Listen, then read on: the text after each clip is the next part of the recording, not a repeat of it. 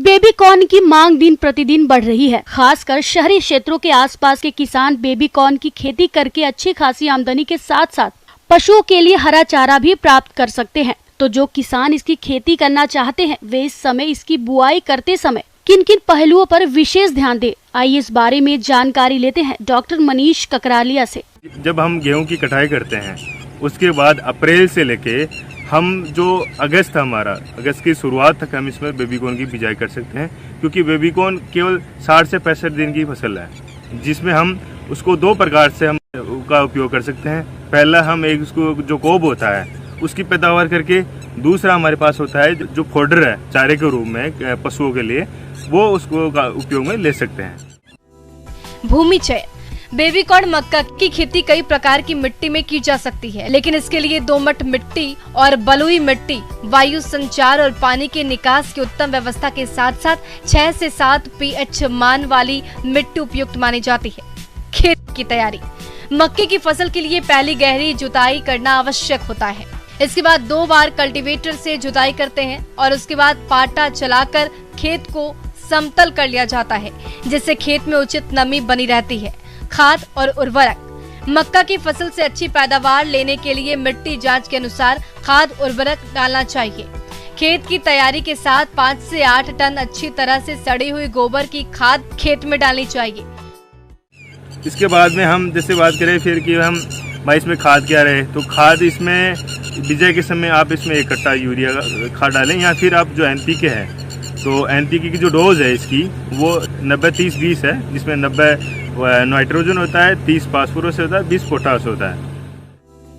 उन्नत किस्में। किसान भाइयों, आज के समय में बेबी कॉर्न मक्का की कई प्रजातियां विकसित हो गई हैं, जिसका चयन करके किसान वर्ष भर बेबी कॉर्न मक्का की खेती करके अच्छा लाभ कमा सकते हैं। बेबी कॉर्न मक्का की किस्म HM4 उपज 7 से 8 क्विंटल, दाना चारा 100 क्विंटल प्रति एकड़ की बुआई कर सकते हैं। इसके अलावा जो दूसरी जो कंपनियां है जिसमें G5414 है, ऐसी बहुत प्रकार की किस्मों की जो बीज हैं उसका हम बीज का इस्तेमाल करके और अच्छी पैदावार प्राप्त कर सकते हैं। इसमें कि हम कितने हम इसमें सीड रेट रखें, भाई हम जैसे अलग अलग होता है, फोडर के लिए अलग होता है और कोब के लिए अलग होता है। FIR विधि से करें बीज उपचार। पहले थीरम और कार्बेंडाजियम 2 ग्राम प्रति किलो बीज की दर से उपचारित करें। इसके बाद इमिडाक्लोप्रिड 1 से 2 मिलीलीटर प्रति किलो बीज की दर से उपचारित करें और अंत में एजोट्रोबैक्टर कल्चर 5 से 6 ग्राम प्रति किलो बीज की दर से उपचारित करके बुआई करें। तो यदि हम बात करें यदि कोब की बात करें तो आप उसमें 67.5 सेंटीमीटर पर लाइन से लाइन की दूरी पे 18 सेंटीमीटर पर आप उसमें बीज की लगा सकते हैं। और यदि हम फोडर की बात करें तो उसमें आप इसमें 30 सेंटीमीटर पे पौधे से पौधे की दूरी 10 सेंटीमीटर पे आप उसमें बीज बो के और उसमें अच्छी पैदावार प्राप्त कर सकते हैं।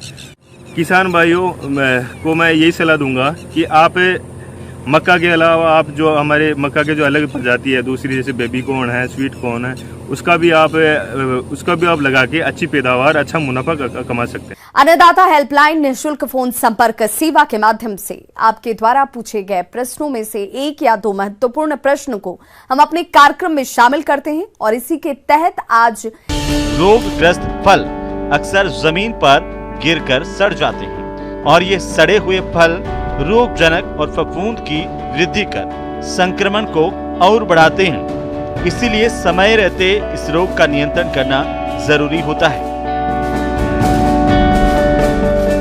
तो इसके नियंत्रण के लिए टमाटर के पौधों को लकड़ी या तार की सहायता से सीधा खड़ा करें। भूमि की सतह पर 15 से 20 सेंटीमीटर तक की पत्तियों को तोड़ दें। सिंचाई की उचित व्यवस्था कर अतिरिक्त पानी का निकास सुनिश्चित करें। इसके अलावा रोगग्रस्त फलों को तोड़कर नष्ट करें।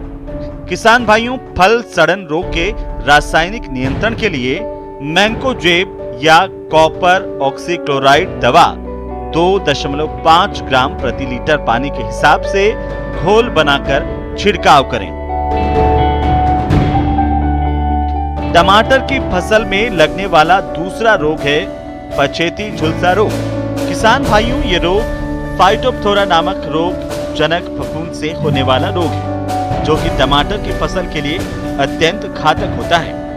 अधिक नमी और कम तापमान होने पर यह रोग महामारी के रूप में फैलता है। शुरुआती लक्षण के रूप में पत्तों पर गहरे भूरे रंग के अनियमित आकार के धब्बे बनते हैं, जो बाद में आपस में मिलकर बड़े धब्बे गहरे काले रंग के बन जाते हैं। अनुकूल परिस्थितियों में संपूर्ण पत्तियां झुलसकर गहरे काले रंग की दिखाई देती हैं, जिसकी वजह से फसल को अधिक नुकसान होता है। इसके साथ ही टमाटर की फसल में अगेती झुलसा रोग भी आता है। ये रोग आल्टरनेरिया सोलेनाई नामक रोग जनक फफूंद से होने वाला रोग है, जिसके लक्षण पौधे के पत्तों पर गहरे भूरे रंग के गोलाकार चक्रनुमा धब्बे बनते हैं, जो लक्ष्य पटल की तरह से दिखाई देते हैं, और वातावरण में अधिक नमी होने पर ये धब्बे आपस में मिलकर गहरे भूरे रंग के हो जाते हैं। अधिक प्रकोप होने पर पत्ते समय से पहले पीले पड़कर झड़ जाते हैं, जिसकी वजह से टमाटर के उत्पादन में भारी कमी आ जाती है। इसलिए आप अगेती और पछेती झुलसा रोग के नियंत्रण के लिए सबसे पहले उचित फसल चक्र अपनाएं। खड़ी फसल में इन रोगों का प्रकोप दिखाई देने पर रोग ग्रस्त पौधों को उखाड़कर नष्ट करना चाहिए। फसल में उर्वरकों की संतुलित मात्रा का ही प्रयोग करें। फसल में आवश्यकता से अधिक सिंचाई ना करें और जल निकास की उचित व्यवस्था करनी चाहिए। इसके अलावा अगेती और पछेती झुलसा रोग के रासायनिक नियंत्रण के लिए मैंकोजेब दवा की 25 ग्राम मात्रा को 10 लीटर पानी के हिसाब से घोल बनाकर 2 से 3 छिड़काव करने पर इन रोगों का नियंत्रण आसानी से किया जा सकता है। तो किसान भाइयों, यदि आप इन बातों को ध्यान में रखते हुए रोगों का नियंत्रण करते हैं तो आपको टमाटर की फसल से अधिक उत्पादन की प्राप्ति होगी।